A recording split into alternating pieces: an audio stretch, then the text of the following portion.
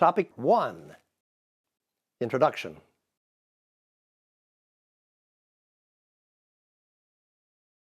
Some basic facts.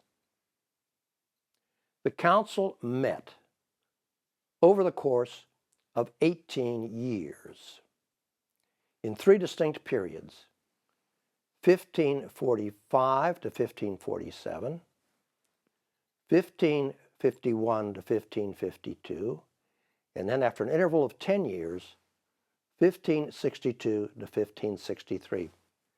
That very fact should tell you there may have been some problems along the way.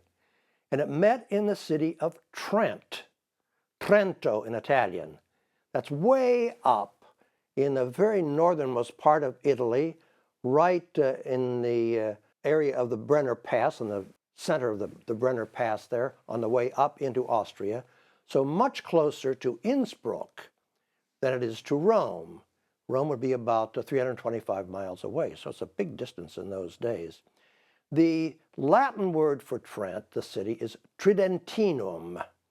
Tridentinum, which gives us our English adjective of Tridentine. So we talk about the Tridentine Mass or something like this. That's the Mass of the Council of Trent. As ecumenical councils go, the number of participants in Trent was, for the most part, notably small, as we'll see. The Catholic episcopate in the middle of the 16th century was about 700 bishops, more or less, kind of hard to keep track of them. And the Council of Trent, at its peak, had, at the very end of the council, had a little over 200 members, and it started with just a few members. So that's another peculiar feature of the council. Large cast of characters with important figures involved in it. I'm just going to mention some names now to kind of get them out there, and we'll come back to them and talk more about them as time goes on, but just to sort of get them into our mind and memory. 3 popes for the 3 different periods. First period, Pope Paul III, extremely interesting, extremely important. Second period, Pope Julius III. The last period, Pope Pius IV. There were 2 other popes in between, so it extends over 5 pontificates, but those are the 3 important ones. Then the secular rulers who played such an important part in the council and getting it going and interfering as it moved along. Most important was the Holy Roman Emperor Charles V, more about him later, and then his brother and successor for the 3rd period, Ferdinand I.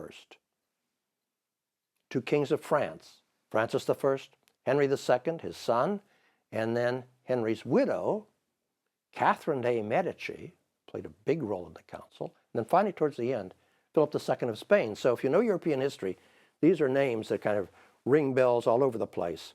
Then there were these papal legates. Legate. These were the people commissioned by the popes to run the council. So none of these popes ever set foot in Trent. I'll tell you why in a moment, but none set foot. So they empowered these legates, who therefore had an important, extremely important role to play in the council. So this first period, Giovanni Maria del Monte, who later became Pope Julius III. Marcello Cervini, who later became Pope Marcellus II. And then a name that may be more familiar to you, Reginald Pole, the Englishman, who later became Archbishop of Canterbury under Mary Tudor. Towards the end of the council, very end of the last period, extremely important, sometimes called the savior of the Council of Trent, another Italian cardinal, Giovanni Morone, name to reckon with, Giovanni Morone. And then also in that last sort of year of the council, for the first time, a Frenchman, Charles de Guise, Cardinal Charles de Guise. So those are just some of the big names that we have to keep in our mind. Another group that was present at the council, besides the bishops, were the so-called envoys of the great rulers. That is to say, they're ambassadors to the council. Some of these were laymen, and some were bishops or archbishops. They had a right to intervene, and they did intervene. They put pressure on the legates and so forth. So extremely important characters. And then, of course, there were theologians present who were there to help the bishops formulate their ideas and so forth. One thing that needs to be said about Trent, I think, is that despite all the problems, despite the disruptions, despite the political pressures and so forth, the level of theological discussion was generally high. So just have to keep that in mind as we go through it and remember that that's the case. It was a certain kind of theological discussion, but certainly the general level was high.